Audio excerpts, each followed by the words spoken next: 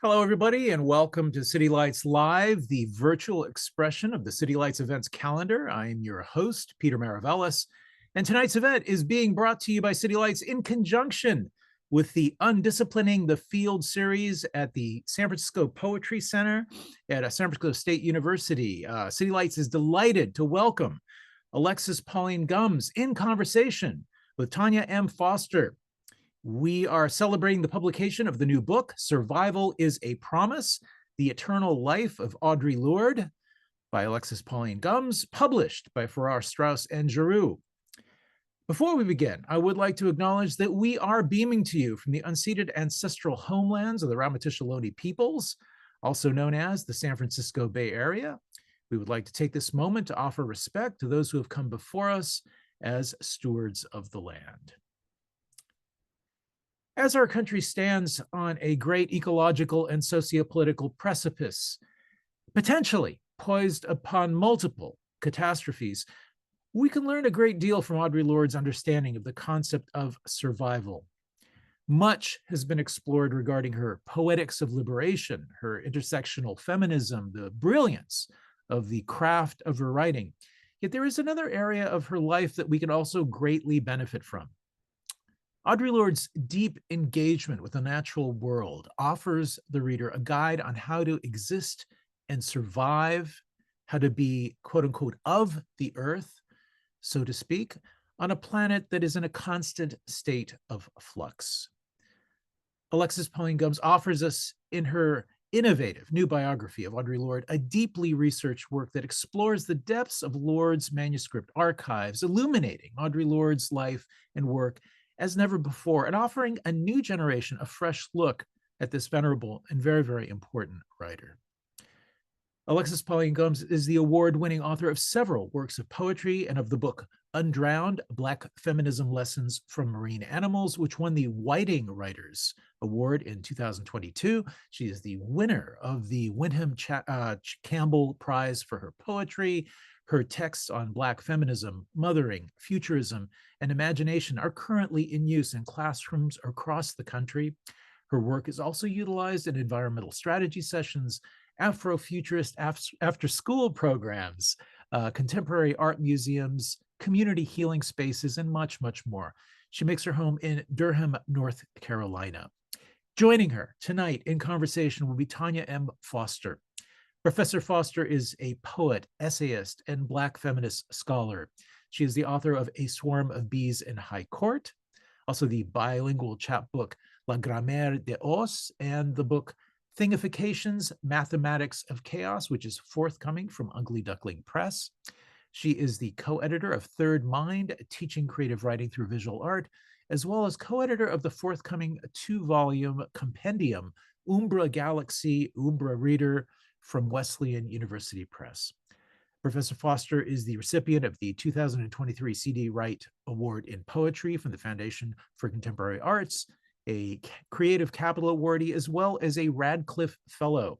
She serves as the inaugural George and Judy Marcus Endowed Chair in Poetry at San Francisco State University and makes her home in Emeryville, California. So join us now in offering a warm welcome to Alexis Pauline Gumbs and Tonya M. Foster. It is such a great honor to have you both with us here tonight. Welcome to City Lights. Thank you for this invitation. Thank you for having us here. And I have to say, I am glad to see y'all in the room, to see you in this day. Quincy Jones left the building 3 days ago. Warren Washington left the building October 18th, but it's only today that his obituary is posted in the New York Times. And he was a scientist who helped invent one of the first computer models of the Earth's atmosphere, paving the way to accurately measure human-induced climate change.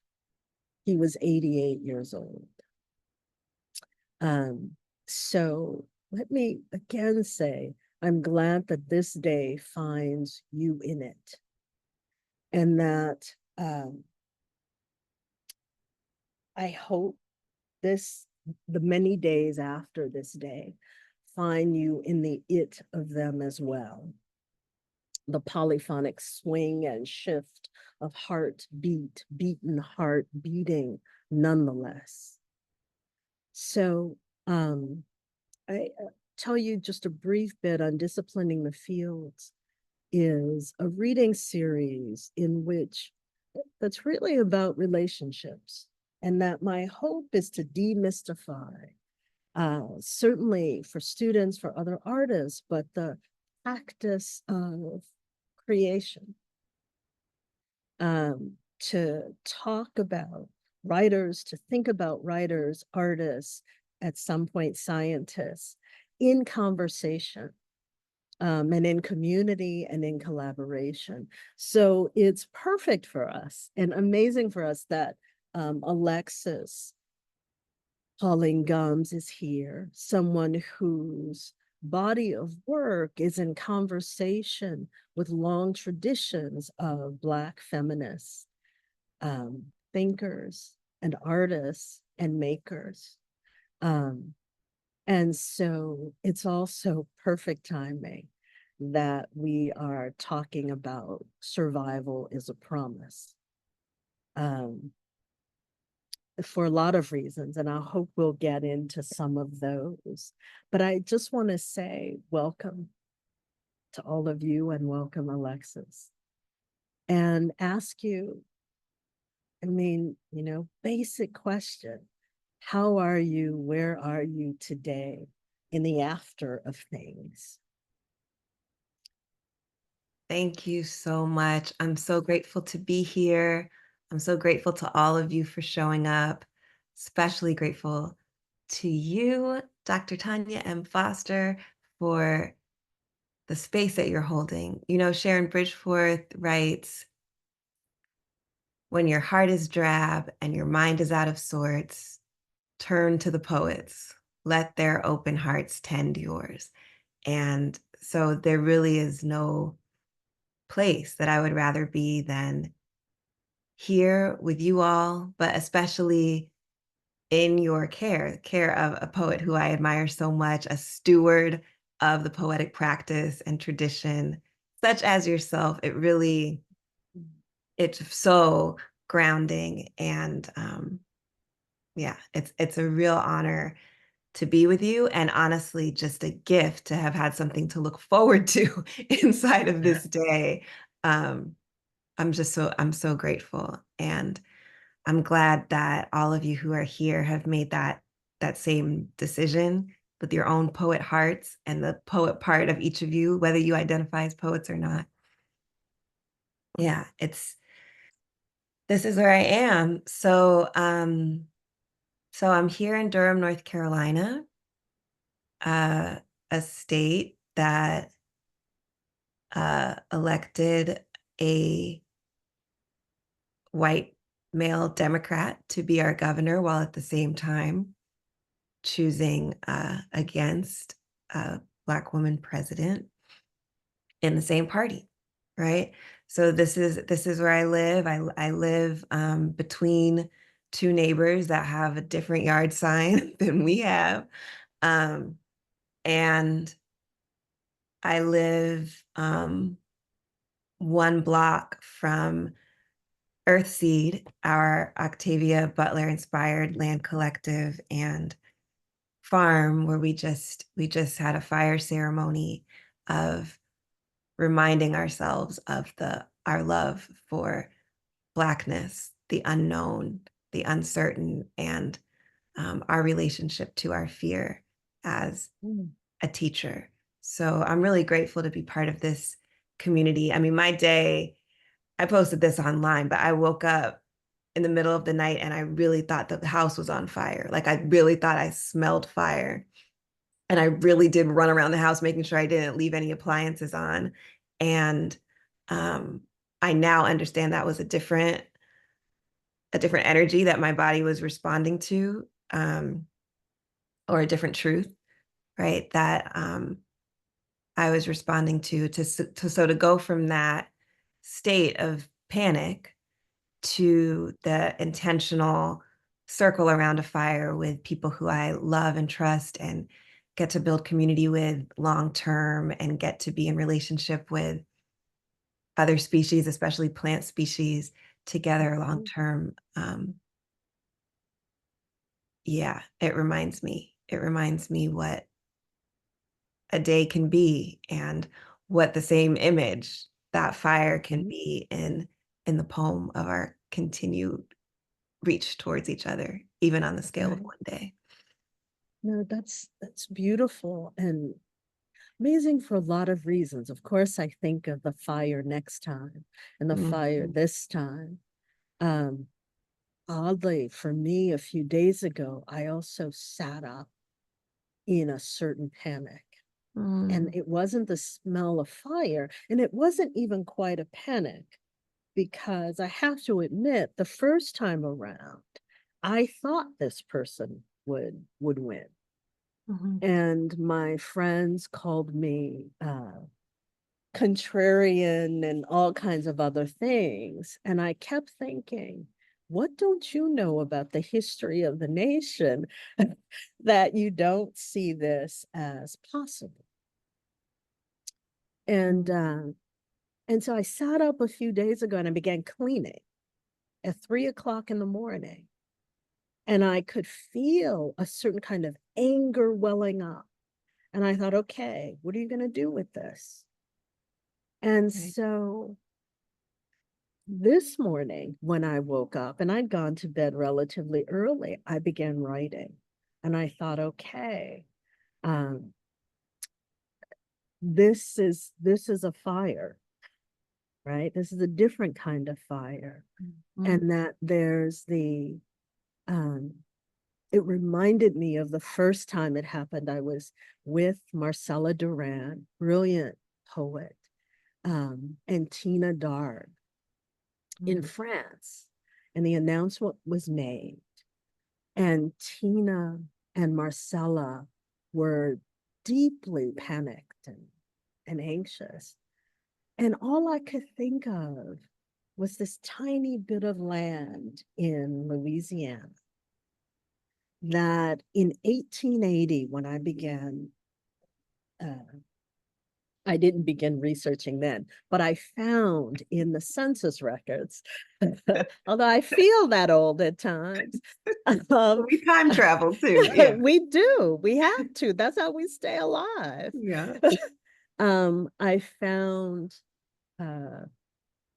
progenitors, ancestors, who within 15 years of the end of the Civil War, 4 generations were living on that land. And that what I knew and what I said to these folks is not that they imagined me, they imagined the possibility of me and built, sort of left this land to those of us who came after them. And so I felt certain in that. And so I felt like, well, when I think about what they survived, we got this. Absolutely. And Absolutely. that's not like Pollyannic stuff, because I think they went through hell. And I think there are people now going through hell. But the struggle is not just measured in our lifetime. That's right. That's right. And I love the way that you frame it, you know, that they are with us and that we were with them, right? The possibility of you was with those ancestors, and that accompaniment and that continued reaching is so crucial. Yeah, the actual scale. The actual Well, and you write about this or think about it. I mean, certainly Undrowned moves through that sense of what remains and what do we, what, I don't know, what survives and what can we learn in that survival. And so that's actually the question I have for you, but I want to get to that question after reading, asking you to read And I'm hoping from the beginning of the book, just because it's about survival, but the whole book is about survival. So yeah. That's so true. Okay, but absolutely. Um, so the movements of this, here it is, of this ceremony include, they're really guided by what I see as Audre Lorde's articulations of her definition of survival. So I'll read the first one, and then I will read from the beginning because I trust you, and I agree. I agree with your impulse. Survival is the ability to consciously draw one breath after another. Audre Lorde, Black Women's Poetry Seminar, Session 6. 1. Smelling the wind. So all the chapters, there's 58 chapters, they're all named after poems by Audre Lorde. So Smelling the Wind is a title of one of Audre Lorde's later poems. Signs of water wear creep at the edges. Dustings of mold find their own stability and shape. I touch them carefully, these copies of Audre Lorde's books that survived the hurricanes, shipped from St. Croix into my hands. Audre's own copies of the books she wrote. These are treasures. The guidebooks say I should wipe them with denatured alcohol, but first I breathe them in. I sit in a clinically clean, temporary office in Minnesota, but my tongue remembers how salt air in the Caribbean rots the engines out of cars, out of new cars. My skin remembers how the sun sometimes takes as much as it gives. I spread the books out across my office floor gingerly so as not to disturb the microorganic skin cells and sand particles that made it through the shipping process. I long for a microscope to find the fingerprints, the pressure and release, the evidence of survival. Instead, I choose a high contrast filter and send Dr. Gloria Joseph a selfie of me lying on the floor with the books surrounding my head. I'm crowned for a moment by this slightly distressed rainbow. The threadbare maroon cloth of a once soaked hardback, chosen poems old and new. The bold red of the second edition of Zami faded across the spine. The blood words of our dead behind us over the black and white image of 3 elder Amazon warriors. Coal, silver like the moon through soot, the washed out yellow of the first German translation of a burst of light that must have been sitting in a window, and the blue clouds of the American edition of the same book.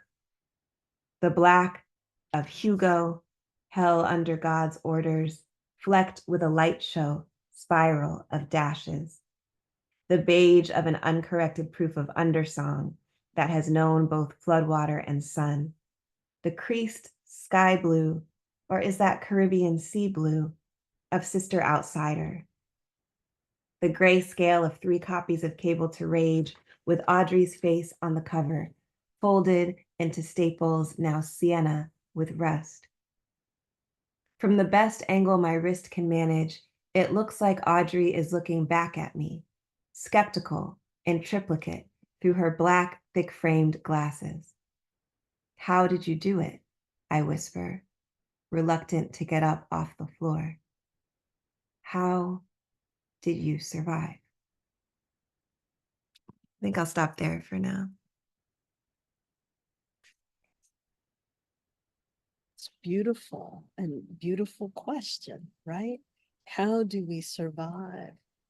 And as I was listening to you, and also as I, think about your work, that I've been thinking a lot about the sort of anti-monumental, right? Mhm. The refusal to transform the trace into the monument, but to sustain it as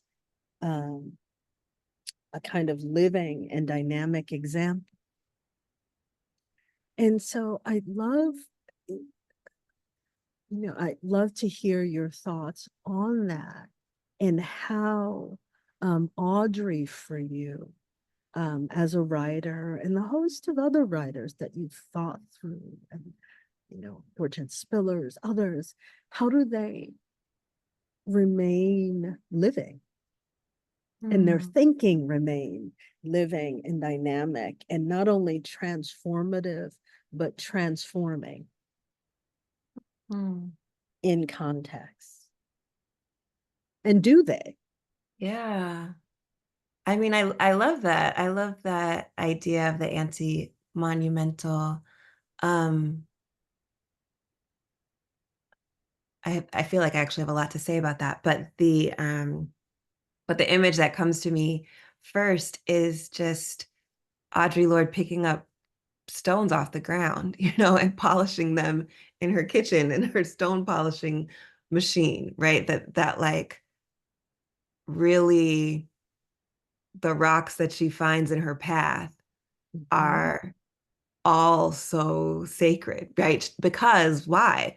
Because of this intimacy, right? She wants to hold them close. She talks about bringing them like right up to her eyeball because mhm, she's so profoundly nearsighted, but also because she's experiencing that as a scale of connection with Earth, right? With mhm, Earth as something that's always in transformation. And you look at metamorphic rock, especially, and you see that there have been centuries of change, right? In this, mhm, what some might think of as a stable surface, right? Or just like a setting for the dramas of mhm, human life. She is like thinking about that, right? So it's not the monument, it's the rubble.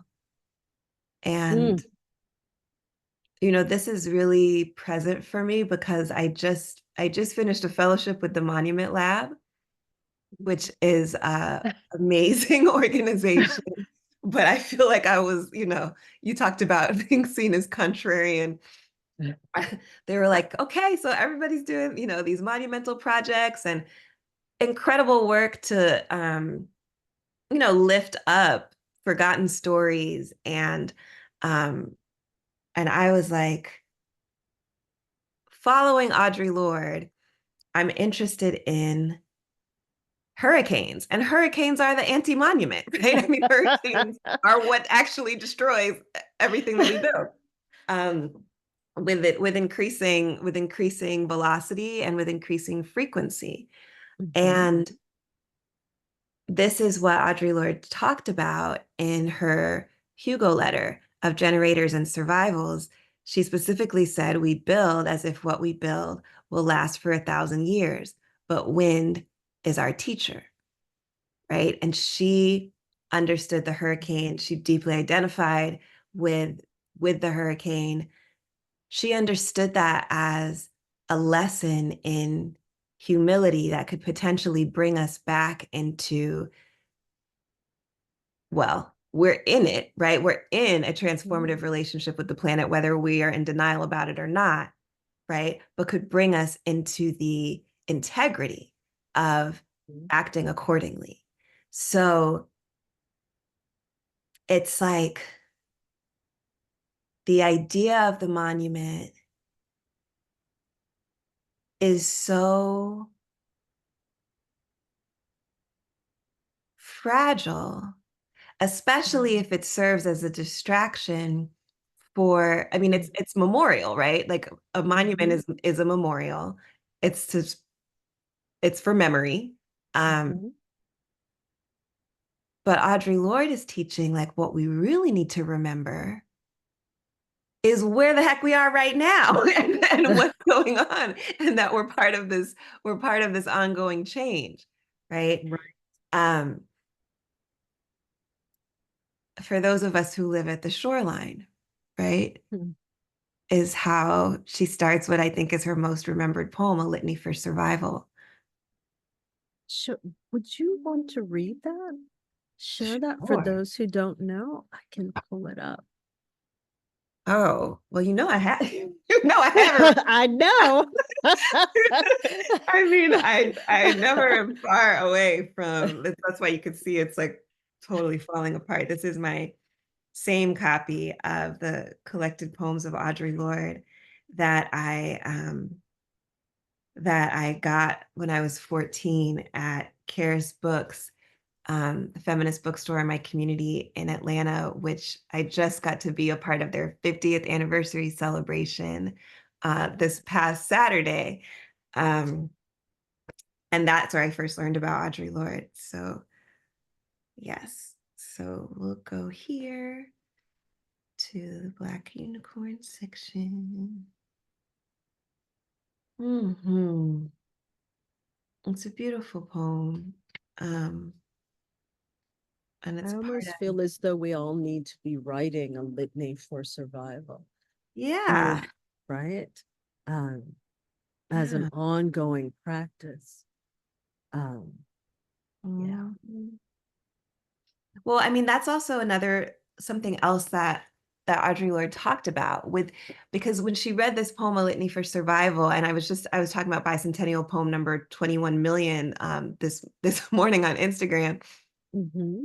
But when she read at Culture House in Berlin, she read A Litany for Survival, and she said, it's really Litany for Survival number 3,784, because survival is actually a prayer that we're in every day, right? It's not like you got one litany for survival and you're done. Like there's another one and another one. So I think that she would agree that we actually need to write several, there's 100 of us, at least 100 litanies for survival. That's right today. This is a and litany that continue to transform. that right? continue to transform, exactly, which is what the poem asks for. So So, A Litany for Survival by Audre Lorde. For those of us who live at the shoreline, standing upon the constant edges of decision, crucial and alone. For those of us who cannot indulge the passing dreams of choice, who love in doorways coming and going in the hours between dawns, looking inward and outward, at once before and after, seeking a now that can breed futures, like bread in our children's mouths, so their dreams will not reflect the death of ours. For those of us who were imprinted with fear, like a faint line in the center of our foreheads, learning to be afraid with our mother's milk, for by this weapon, this illusion of some safety to be found, the heavy-footed hoped to silence us. For all of us, this instant and this triumph, we were never meant to survive. And when the sun rises, we are afraid it might not remain. And when the sun sets, we are afraid it might not rise in the morning. When our stomachs are full, we are afraid of indigestion. When our stomachs are empty, we are afraid we may never eat again. When we are loved, we are afraid love will vanish. When we are alone, we are afraid love will never return. And when we speak, we are afraid that our words will not be heard nor welcomed. But when we are silent, we are still afraid. So it is better to speak, remembering we were never meant to survive. So this is, as you just said, thank you, Audre Lorde, thus saith the Lord. As you said, the poem asks, right, for this, it is better to speak, right? It asks for this continued litany of survival and rearticulation of what this instant, this triumph is, right? What it means to, from this vantage point understand what you were saying before, the multi-generational reality that our existence is actually so far out of the plan and the narrative of all the forms of oppression that we're surviving, that in fact, how could it be understood inside of that context? That's Right? right. Our words will not be heard nor welcomed. And that's not, that doesn't mean that we stop, right? It doesn't. The queerness of the betweenness and the doorways and the before and after. I'm sorry. I get caught up. No, get caught up. We're caught up. And that it is that illusion, like that line just hits me every time. The illusion of some safety to be found. Mm-hmm. When the only safety that can exist is the safety we can make momentarily. Mm-hmm. And so it's I don't know, I've been thinking about the violence, right? The violence arrayed against Palestinians, the violence arrayed against people stopped on the street in their cars, the violence arrayed. And I think about then talking with students about the phrase or the word dehumanize.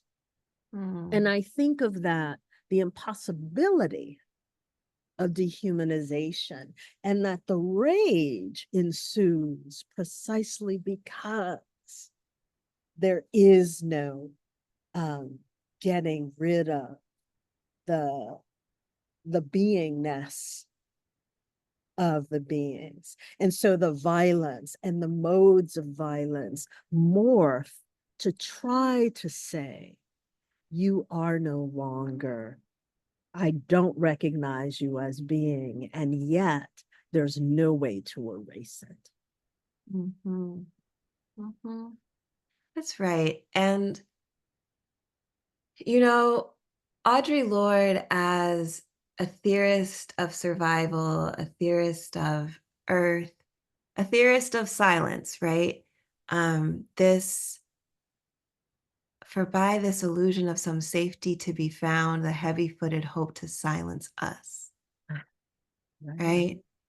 That it is, she is committed to disabusing us of the idea that silence will ever protect us, right? That silence is that it's your voice, but even more so, like the fullness of your presence is something that you can actually sacrifice, barter transactionally for safety, right? She's like, it doesn't work. It's never going to work. You're not safe. As a student of Audre Lorde's life, she's like, I tried it. It don't work, and I'm here to tell you, right? Right. But then she also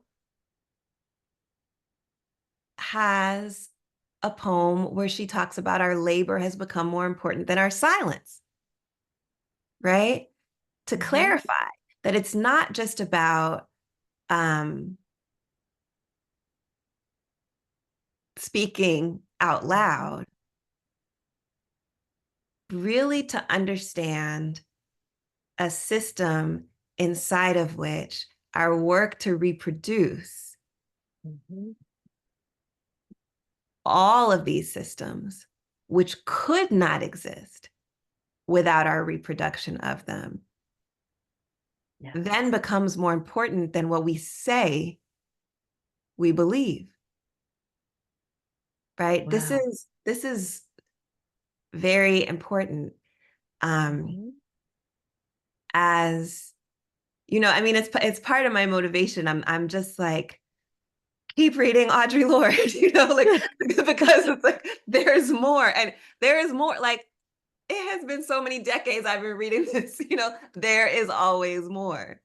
I don't think that I'm ever going to get to the point where there's not more.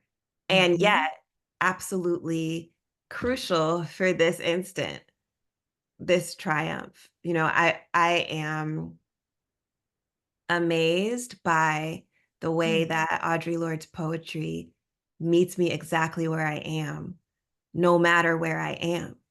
I mean, that's why this morning I was like, Lord, I just thought the house was on fire. Woke up, I'm getting condolences from all over the world about these election results. And of course I'm turning to Audre Lorde, right? And like, in that case, how she felt in 1976, reflecting on 1776 in her bicentennial poem.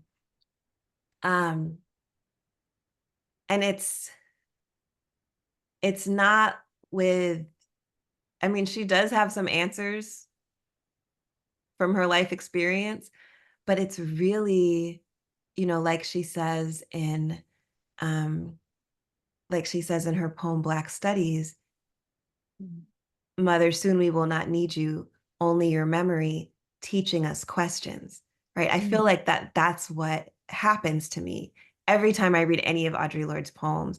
It's like I'm being taught another question for myself and for us and for my community. And I can depend on that. I can't really depend on what is the question going to be or what's the answer, or how far away from the answer am I, Right. I don't know any of those things, but I do know that when I return to Audre Lorde's poetry, I am going to have more questions, and not just questions like, well, what could she really have meant? Although I have those too, but questions like, who do I even think I am? Or, what do I need to change? Or how do I face my community with integrity today? That's yeah, that's part of the ongoing gift of Audre Lorde's work, and part of the reason why I'm so committed to this biography as a ceremony for people to be able to be with this poet in a poetic way, is because I just think about, like, what are the questions she's going to teach you? Like, what are the questions she's going to teach these 100 people? I have no idea. And that is such good news. Like, it just enlivens me. And it is what brings me right back to Sharon. My heart can't be drab in that potentiality of, like, your Lordean question and where it will take you and how it will let you take me with you there. That is, yeah, that feels so renewable and abundant and alive. So when you ask this question, so I'm going way back to your question, I went all the way around the world, but back to your question of, so how does the work live, right? How does the work of Audre Lorde live?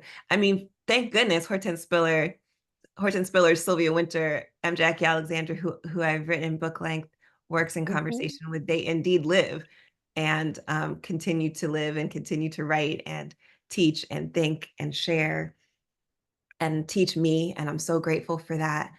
But I think that the way that, I mean, and this, right? You were talking about Bob Kaufman, just now, but before, like, the way that the work of these poets lives is that we continue to be undone by the work. We continue to be new to ourselves and curious, and now in a different world than we just were in relationship with their work. That's the aliveness. It's really also just a reminder of our aliveness, right? That is also what it is to be alive in relationship with this constant change that we're part of.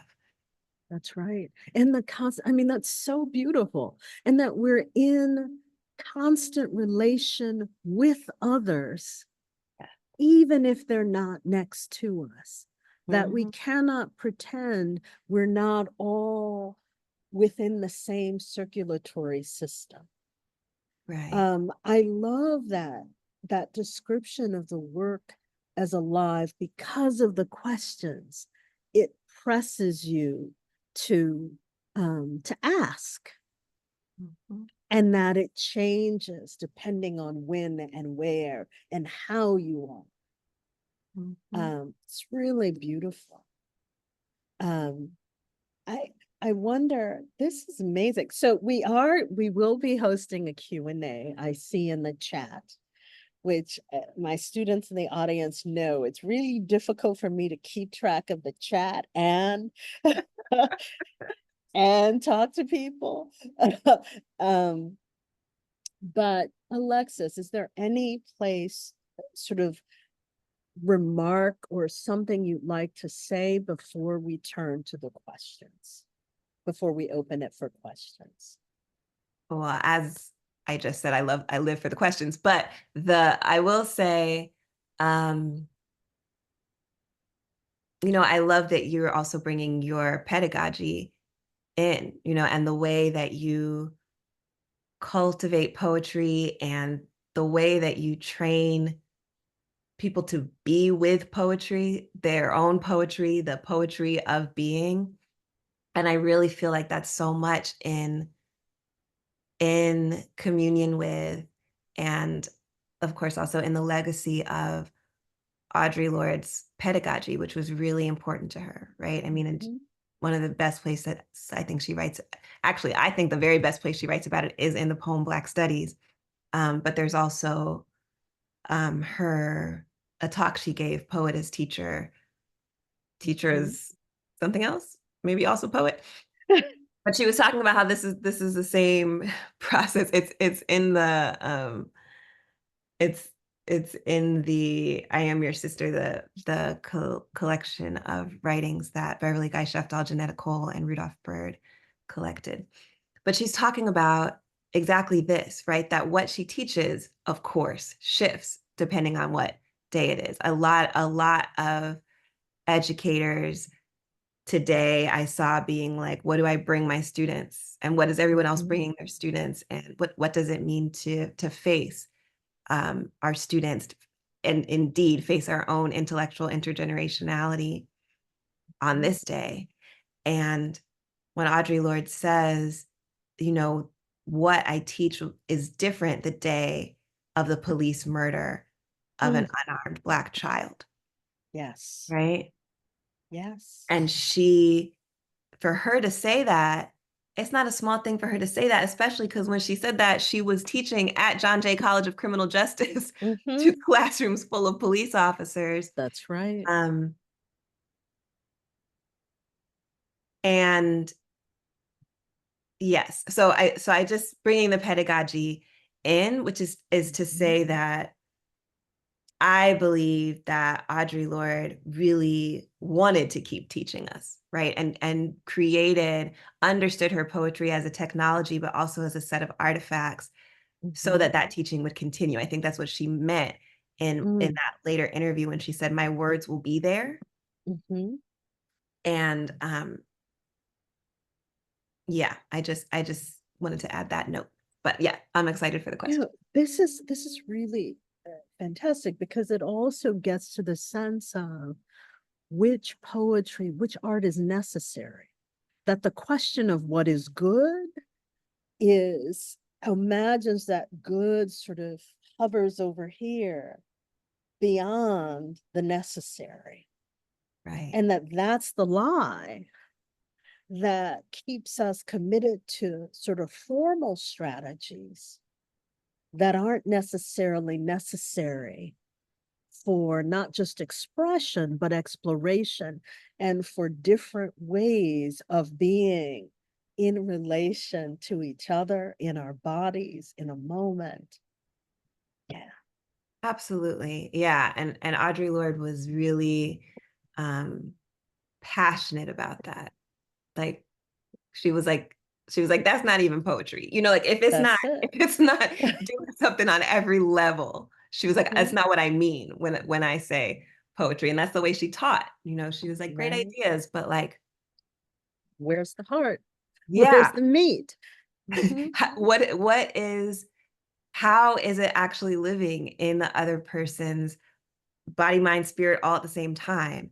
And oh, I mean, yeah, there's so much in what you said. I was with Jacqueline Nassy Brown Mhm. 2 weeks ago, who was one of Audre Lorde's students. And actually, I met her through the process of writing this biography, and it was wonderful to interview her. But then we got to actually be together in person for the first time. And she was talking about the word use, you know, that Audre Lorde, how much of this pain can I use, right? And that Mhm. she was thinking about, as you say, use all the time. Like, who would the poetry be useful for, and how would people use it? And um, this Mm. relationship between value and use in her work was so intentional. And so I just appreciate that you bring that, because she was like, it's not, yeah, the good is not over here. The Mhm. valuable poetry is not in its esoteric distance from Mhm. our practice. It's actually a question of, is it going to be useful? Who's going to use it? What use, and what use are we being made of inside of these institutions? And what are the different functionalities, you know, for herself as an educator, as a mother, as an activist, as a poet? Mhm. And yeah, I think that that's also a form of intimacy and vulnerability that we can sometimes bypass when Mhm. we think somehow we can have a poetics that's not of relation to bring other Caribbean theorists like Edward Glissant That's into it. right. Yeah. Well, that's not of relation, and that's not, to bring another Caribbean, Kamau Brathwaite, that's not of where you are, where Right. you at, as my hometown folks say. Where you Yes. at? Yes. um, and so how does the poetry access that? There's not one formal practice that Mhm. can do it. Yeah. So, wow, there's so many more questions, but come on. Uh, huh. Oh, Randall has a question. So, questions, please ask your questions. Most vital habits, practices, and rituals that lend to a poet's survival Oh, and embodiment on this planet, creative and otherwise. Maybe some you've gleaned from Lorde herself. That's really great. I mean, of course, I can't answer this universally. I think that everybody is finding their practice. But I'll say one of Audre Lorde's cherished practices was really to work with her dreams and her nightmares. I mean, she had this practice where she would, I mean, we're kind of involuntarily in like a 24-hour news cycle. She voluntarily would read the newspapers, you know, cover to cover, and constantly, and watch the news, and like she was really thinking about where we at, right? And mhm. what was happening, and the limits of what was actually in the news media related to what was happening around the world, that she felt like was all interconnected. But she would immerse herself in what was happening. She would have nightmares. She had nightmares from childhood. She continued to have nightmares in adulthood, and her nightmares became these reflections of Mhm. her fears and also her insights about the news, the current Yeah. events, the situations that she was in her life, but also the situations that we were in. And she really encouraged her students to keep dream journals. She required actually her poetry students to keep dream journals. Nice. And she wanted the questions that were there, right? Mhm.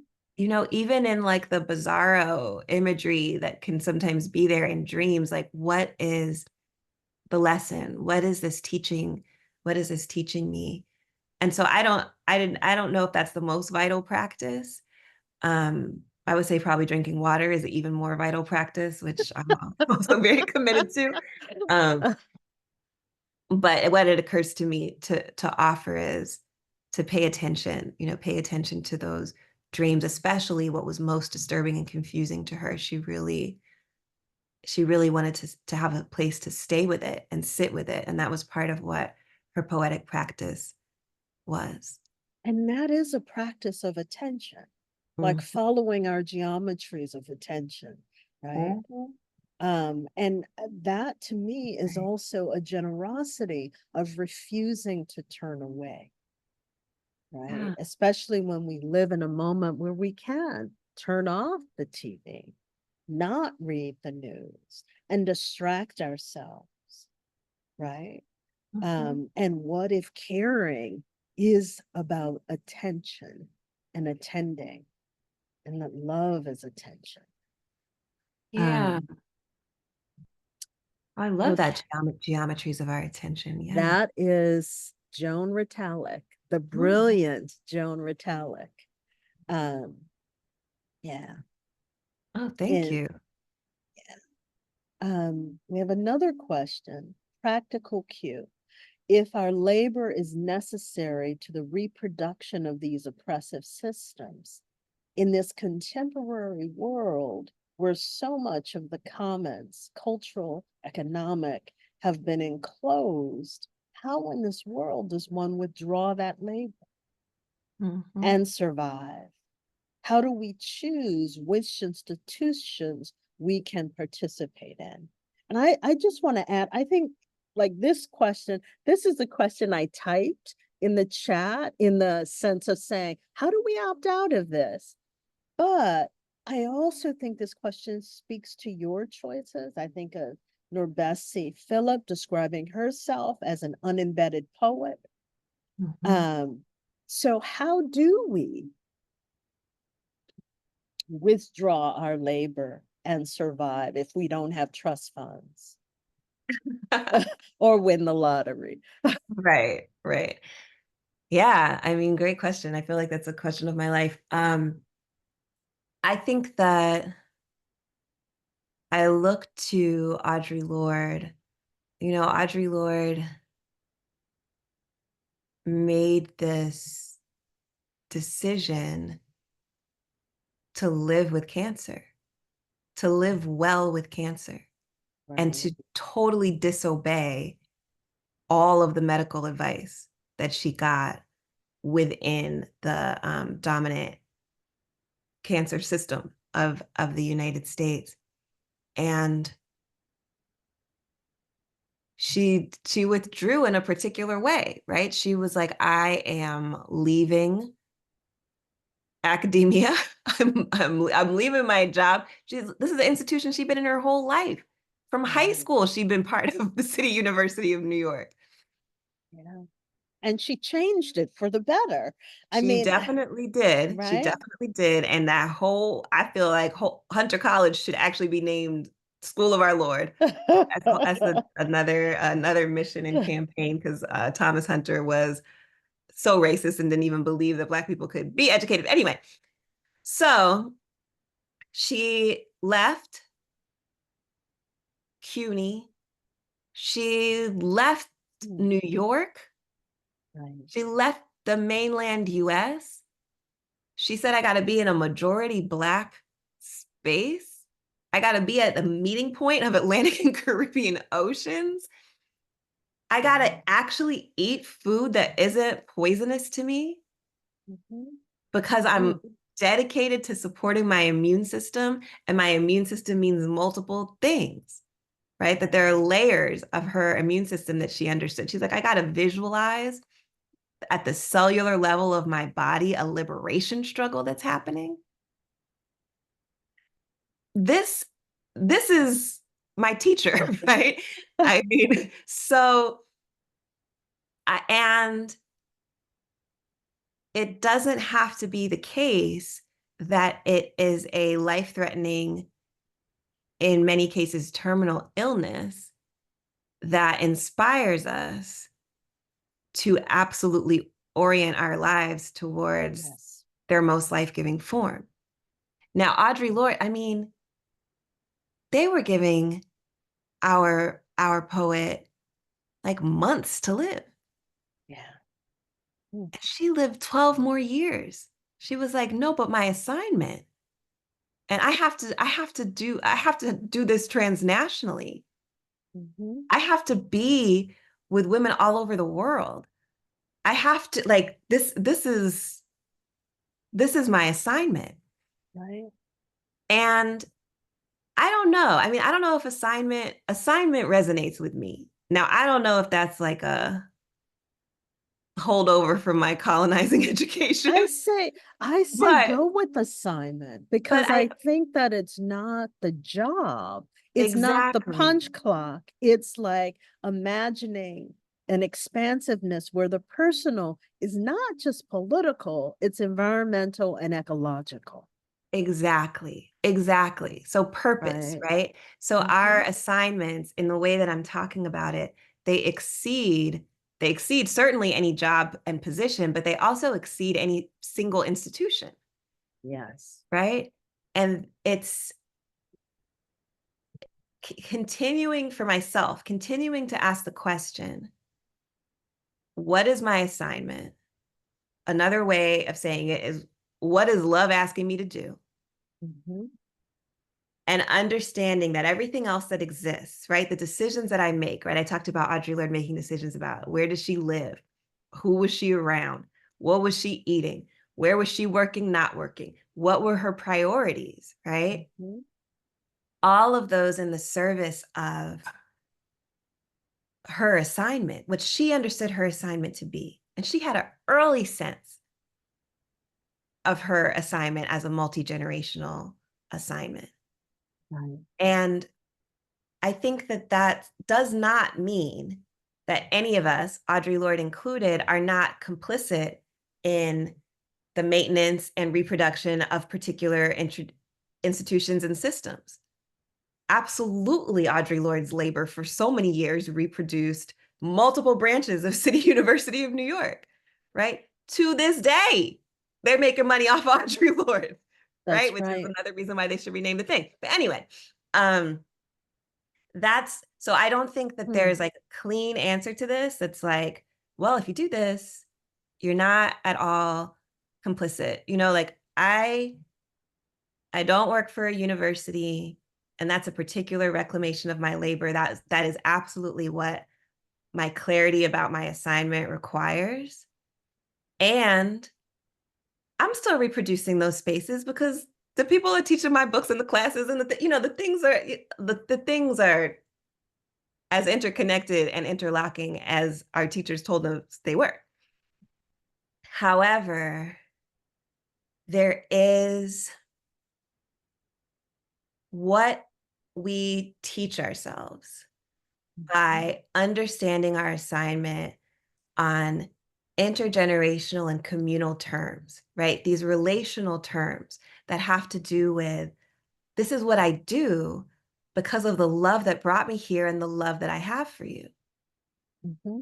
And then when I face the contradictions, like I'm accessing you through institutions that hate us both. All the time, every day. That comes back to the question of like, and then what is, we see it, right? We see it in this moment with the professors going to jail, protecting their students who are protesting, right? We Or being see fired or being sanctioned or being, that's right. their clarity about their assignment, Mm-hmm. that they're not there in the institution because they just so love the institution and being associated with it. They're there because of their intellectual intergenerational commitment to their students. Right. And so when the students are defying the institution, then that's where you can see it. You Mm-hmm. can see where they're putting their bodies, right? And not, right? I mean, a lot of different things are happening. So Right. all that is to say, it's something that we're learning. And I do think that all these choices that we're making are not clean, but the choices that we're making, you know, this is a poet's space, right? The choices that we're making are always creative decisions. And there's going to be another one, and there's going to be another one. None of them are once and for all, even after we all die and people are looking at the poems and they totally misunderstand the context of our lives. It's still happening. The That's creative right. decision is still right in process. So I think that's important too, you know, that we give ourselves the good company of the poems, of the poets, of the people who inspire us, living these poetic lives, who don't even call themselves poets, so that we understand that as I'm in this decision, it's not the last decision. Right. Right? Because there's an aliveness that means we got to decide again. This decision is not sufficient. That's right.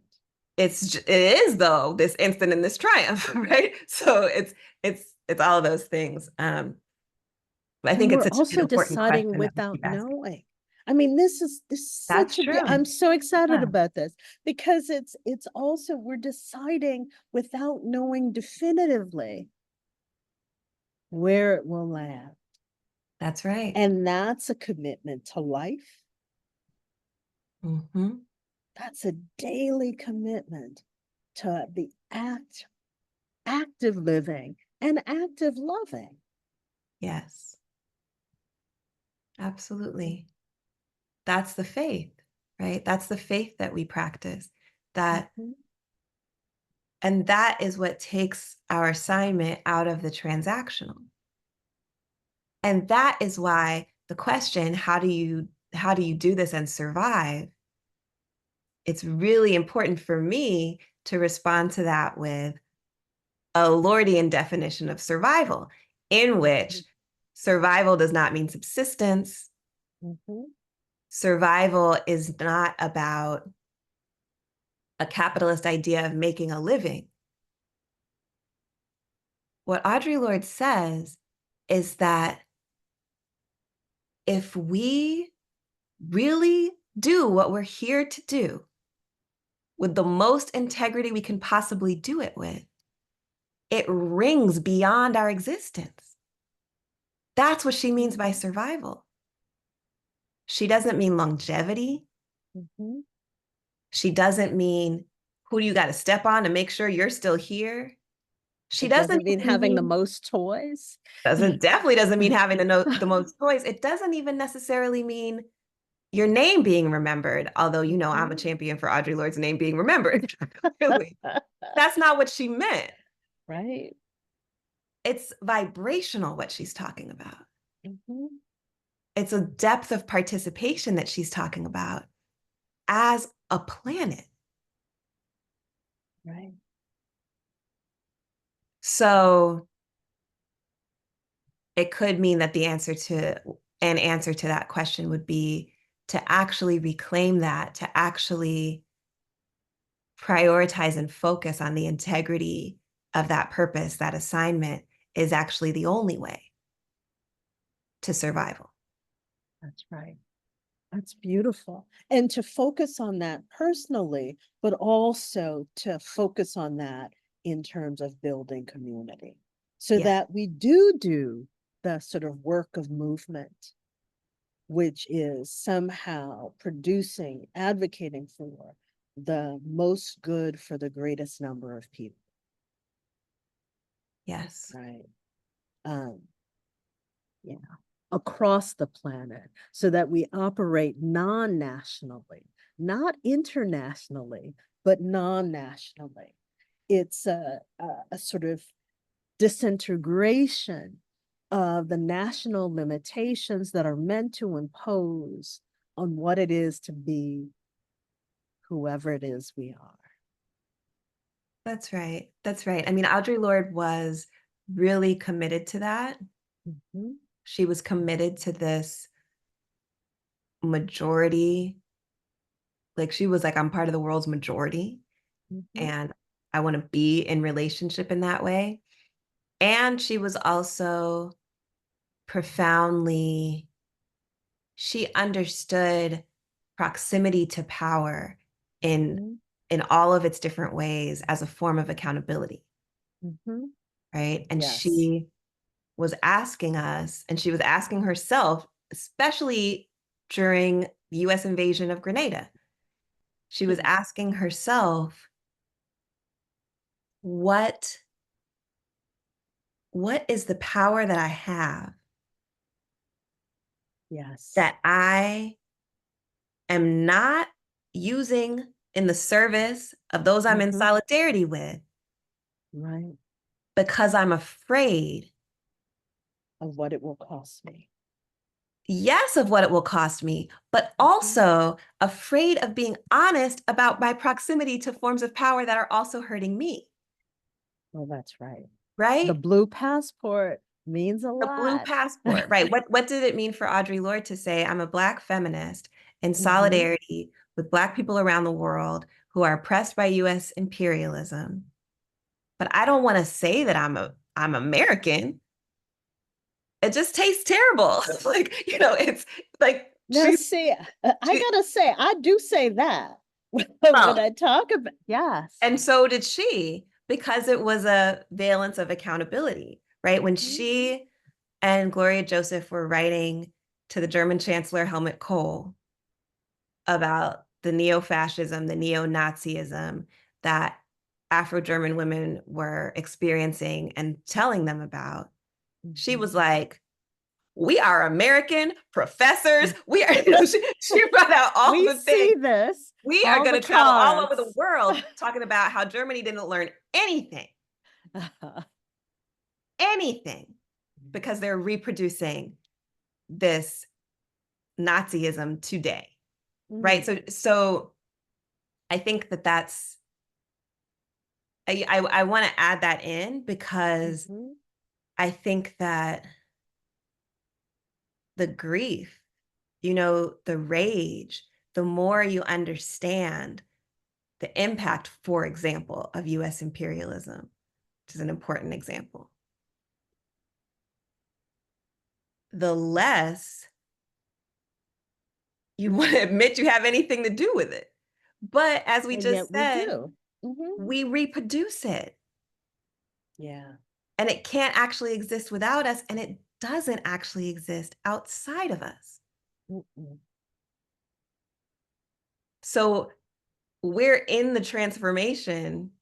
We can't stop the transformation at the place where we like this is, You're right. and this Well, is on this day, Audre Lorde's lesson about the reality of the grief. I mean, so much of her poetry is about this, the grief of the fact that what we wish our power was is obviously not what it actually is today, Mhm. right? What I wish the US left was is actually not having the impact that I need it to have today. Doesn't then mean that I'm not still accountable for the power that I do have, Mhm. power that we do have, my own role in reminding the people closest to me and the people under the sound of my voice digitally through Zoom Mhm. of our power. It's not a zero sum in that way.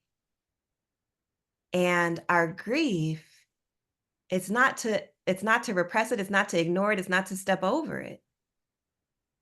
It's teaching us and it's transforming us. It's clarifying for us. It's totally fogging it up for us too, right? Like it's all a part of that process of transformation, but it's not the end of the lesson. Well, absolutely not.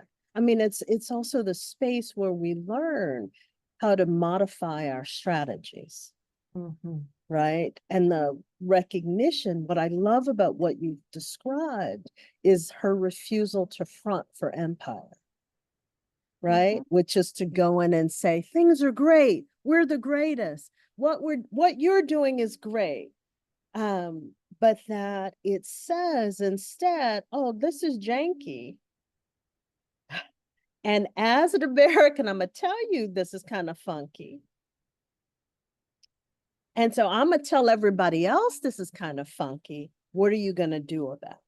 And I think, yes, that's in some ways a flex to power in service of those who have less power, or in solidarity with those who have less power. So I love that description.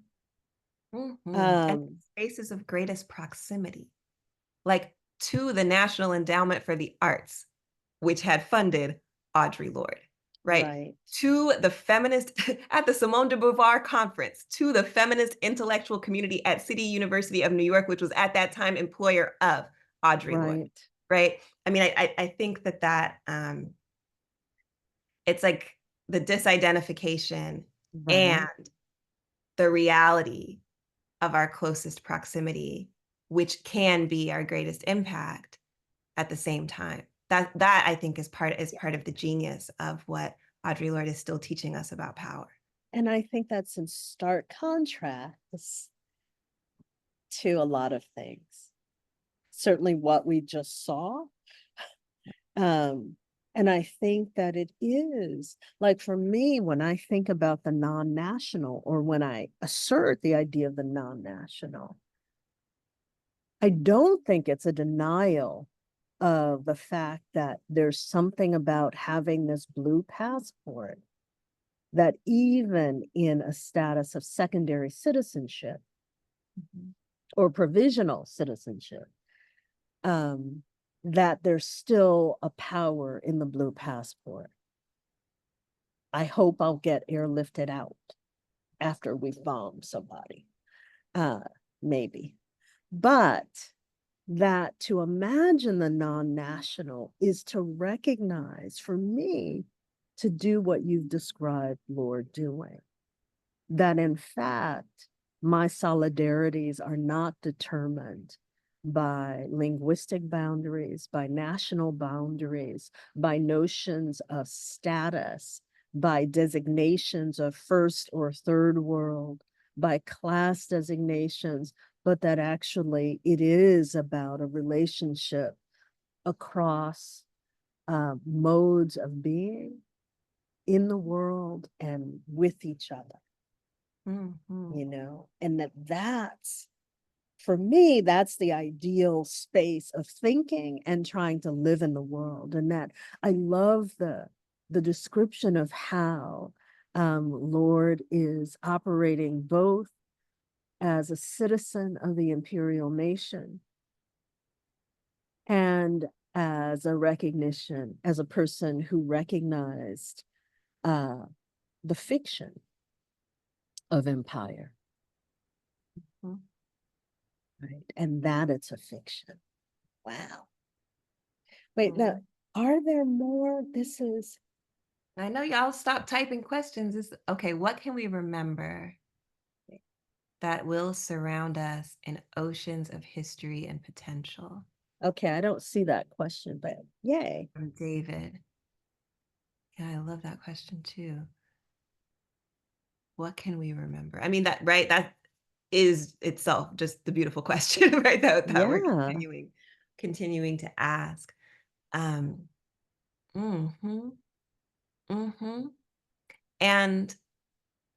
I mean, my answer is it's just this return to not knowing, right? And that's what increases the potentiality, right? But also not knowing. And like, this is another way that I feel like I'm following Audre Lorde. She was just like so curious, you know, like, what is that stone that you're wearing? And how did a volcano create it? You know, like she's really interested in that. And what you then find there, you know, like you had mentioned Undrowned. It's like, I couldn't have said, why is it important for me every single day to be researching a marine mammal species? And like, why? Mm. You know, like you said, we don't know. It's not like we're like, oh, I had this strategic idea and this is how I will save the world. I will find my kinship with marine mammals.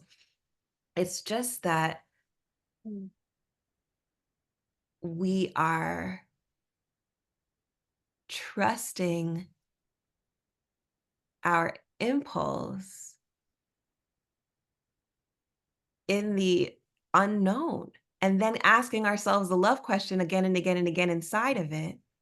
And Right. then we find we didn't even know what love was. Love was even more than we even thought it was, right? Like Mm. that's the potential. I think that's a form of remembering. It's a form of humility.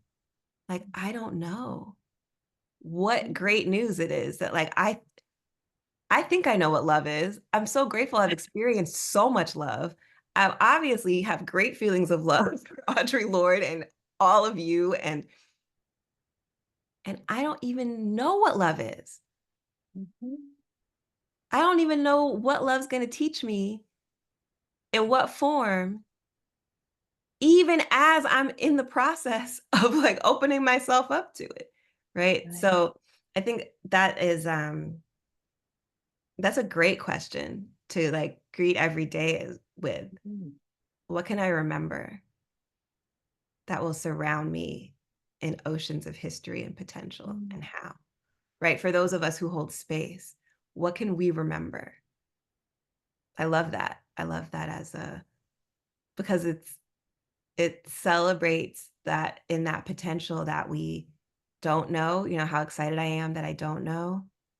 But then it's also like, but you're remembering, so you actually do. You know, like that's the that's where we get to trust ourselves. Wow. So we have, I think, Mm. um, I are there other questions? Yeah. It was beautiful. That was such a beautiful place to, I dare I say it? Um, oh, no one else is asking. So one more. How would you describe your state of being mind when you were writing Undrowned? Oh, yeah. I mean, it's kind of what I just said, but you know, what was my state of being?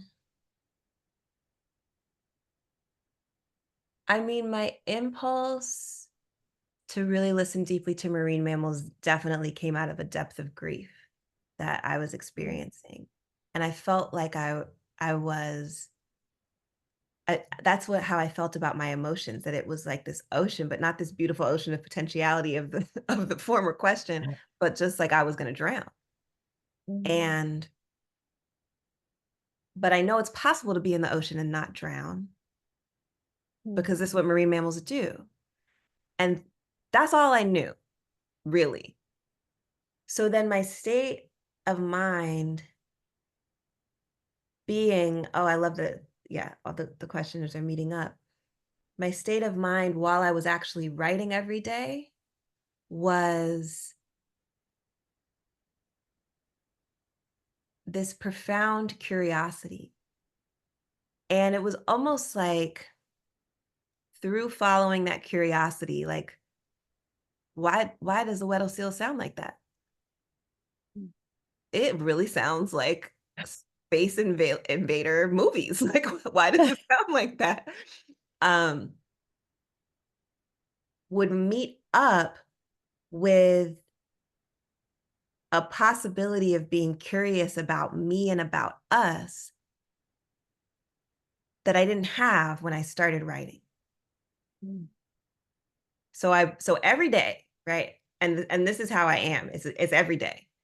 Every day, here I sit in the pretense that I know who I am, I know who we are, I know what I'm sick of about us, I know what I think are the contradictions, but I don't really know.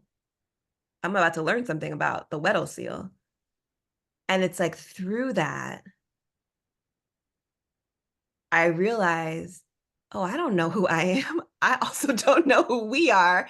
And I can actually have a different relationship to, not like all my critiques fall away, but I can have a different relationship to what it means to be in relationship on this planet. And I think that this is why the interspecies, is it non-species? Maybe it's non-species, Dr. Tonya. Maybe it's life. Maybe the non-species aliveness was so important to Audre Lorde for similar reasons. Because that curiosity, I mean,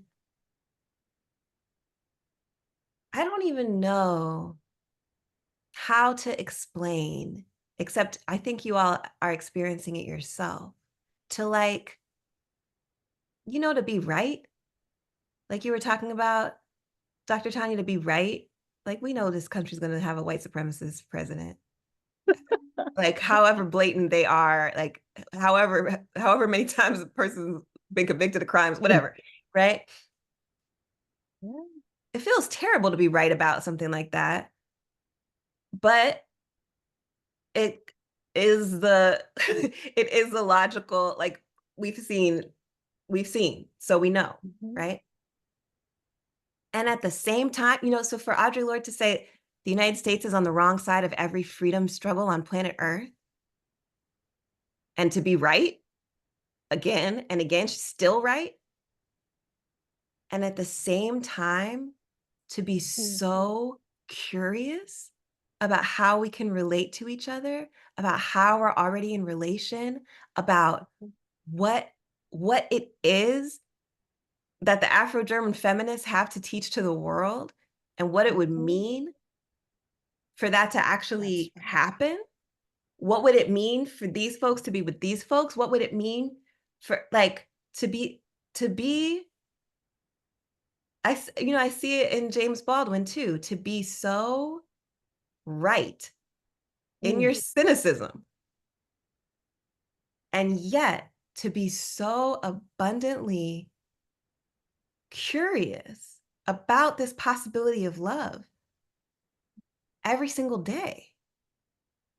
Yes. That can exist at the same time, it blows my mind. But I'm experiencing it, and I think that many of you are also experiencing that.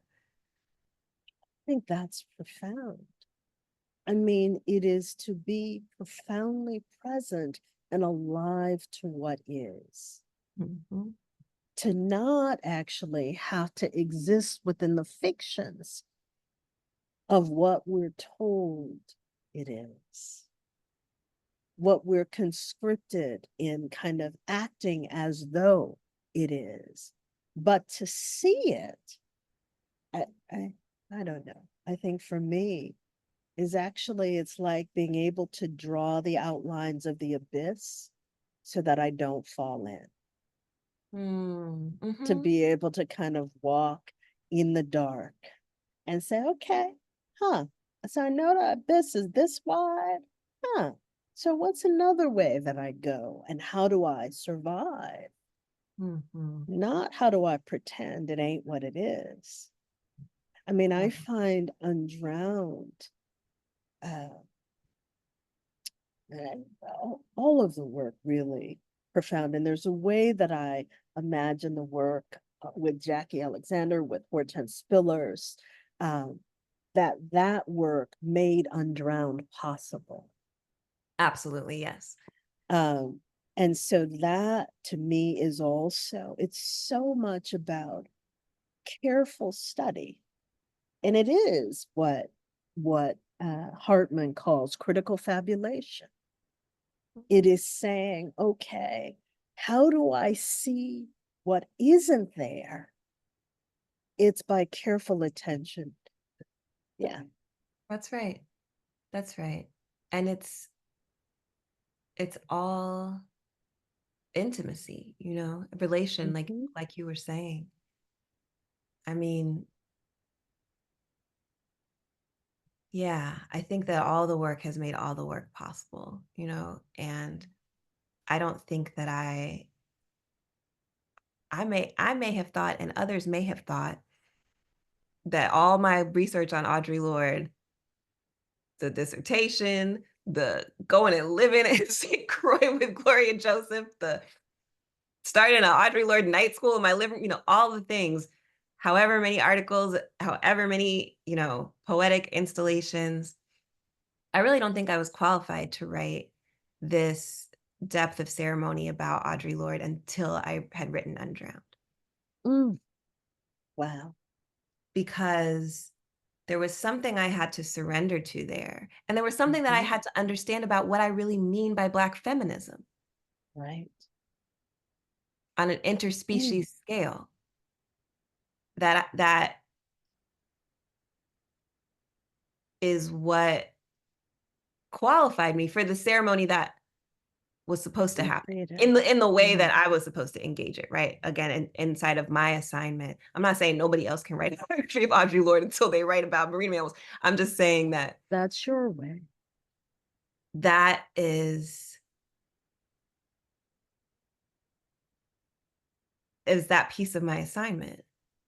Mm. And it's not linear. You know, I'm still now I can read, having written this, I could read Spill differently, right? Right.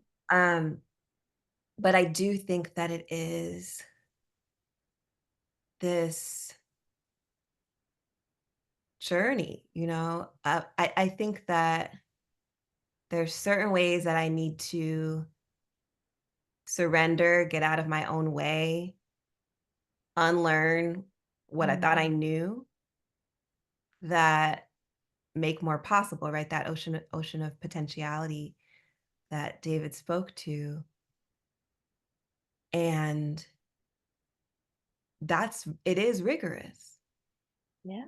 It is a commitment. To me, it is a commitment that requires daily practice. And it requires practice regardless of whether what I'm generating is Mm. going to go any further than just reflecting back to me. And Mm. it also can only exist in the context of relationship. I mean, I try to make that super obvious, Mhm. right? That's what happens when you write a book, you cite you cite the same woman on every page. I'm trying to make it really obvious that it's in relationship, like you can't miss it on any page. Um, but yeah, I feel really grateful for that Mm. because it's a depth of love that can't help but include me. Mhm. You know, like I love myself more Mm. than I did before. I mean, I was there reading the audiobook, y'all. I don't even know. I don't know if I don't know if you all have podcasts, if other people just listen to their own voice and have headphones and are in a womb studio, but like having this work reverberate in my chest in the way that it needed to for me to voice the audiobook so I could, you know, surround you in love with it. It was more than a notion, as my mentor Cheryl Green would say. It Mm. was transforming, unlocking, reorganizing different ages of me in real time. And the poor sound engineers, I mean, they were in there crying and being transformed. Like none of us were okay. Like none of us were the same. And we were doing it in the midst of hurricane season. We were doing it in the midst of hurricanes destroying Carriacou, as you know, as we're honoring Carriacou through Audre Lorde's relationship with that ancestral land. You know, it's not, I don't know, Dr. Tonya. You can call me Tonya. I'd be falling into the abyss, you know, like I think I know where it is, but then I'm like, oops. Right. I'm yes, falling. but you know how to get out. You've mapped it enough so that it doesn't become the sinkhole and prison you cannot emerge from. It's not a prison. But have I emerged? I don't know. I don't know about that. I know that I know that it's not a prison. But I also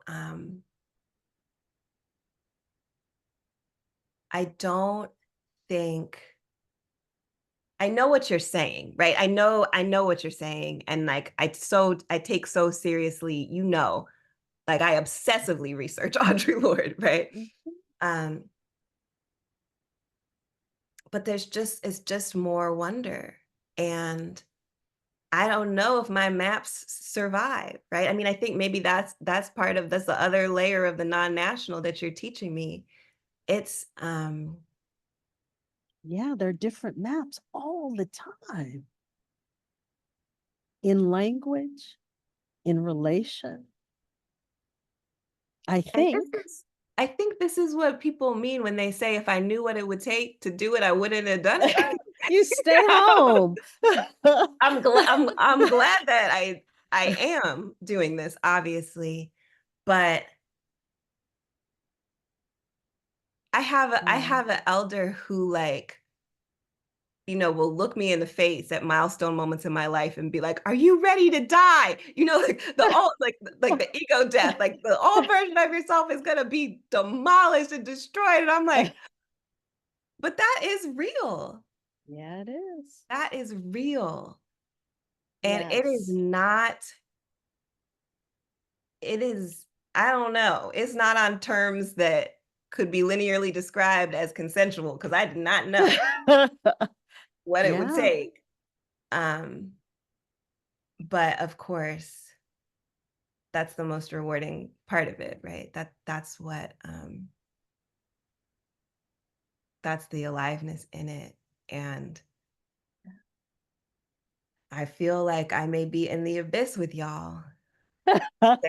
Come to find out, I mean, I write about it. We're in the having book. a dance party. Right. Come to find out, for the bioluminescent, we could be in the abyss, right? That's right. I just didn't know I was bioluminescent until I fell in the abyss. So, yeah. Wow. This is so beautiful. And I'm gonna stop us. I think that's why David appeared. I know. I Yes? realized, I was like, Peter appeared rather. I'm know like, what whoa, this Peter ended. appeared on the screen. There are so many David is with questions us and too. comments, and God, amazing to talk to you. Beautiful to sit with your work. The book, the audiobook is lovely. The hardback has just gotten cheaper. And I think the Evil Empire is selling it for cheaper than it was. But No, City Lights has it. City Lights. And I don't know. I mean, I signed a whole stack of City Lights. I don't know if they're all gone because it was a couple weeks ago, but you know, you should go to City Lights anyway. I know. I was so sad to miss you at that event. I would love to hear how it was. And I think I'm going to get the story or some version of it from Courtney. Oh, yeah. Yeah. Yes. So, but absolutely. God, it's beautiful. Thank you for your brilliance, your openness, your calm, your laughter. And thank you all for being here. Yeah, this is an actual dream. I mean, literally, because this is past my bedtime. This is a living dream. Well, I, I may have hope been you sleep sleep talking, deeply. but No, no, there this was a lot of love in the room tonight. Let me tell you, just watching those comments.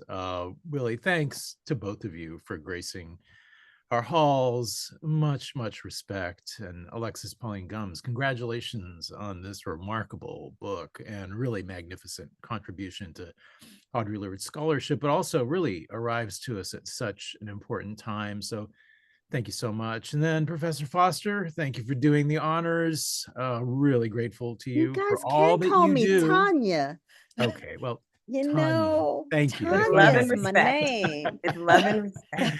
We Sister love all Dr. that you do, and it is, of course, a great honor to be in collaboration with your program and hope to look forward to more in the future, not too distant. And I want to thank everybody in the audience tonight for joining us. You are community, and you generate the energy that helps us continue this program. So much respect to you all. And of course, tonight's program has been made possible by support from the City Lights Foundation, continuing the legacy of our founder, the late Lawrence Ferlinghetti, through our public events, our community outreach, and our publishing program, all dedicated to sustaining a vibrant community of readers, writers, and independent thinkers.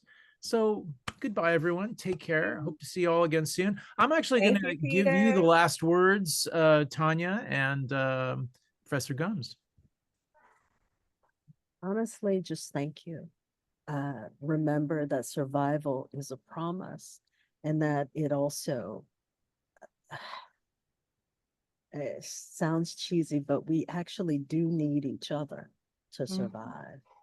Nobody right. goes through this alone. That's right. So, you know, do what you can for somebody else. That's right. Just my gratitude for sure to Peter, to City Lights, the whole legacy, and Sister Dr. Tonya M. Foster for just your heart and your daily presence in the service of love. I really appreciate you. And for all of you, because some of y'all on the East Coast too. I know some of y'all, it's in the middle of the night. And so I really appreciate your love. And may we be able to return to this feeling in every moment that we need it.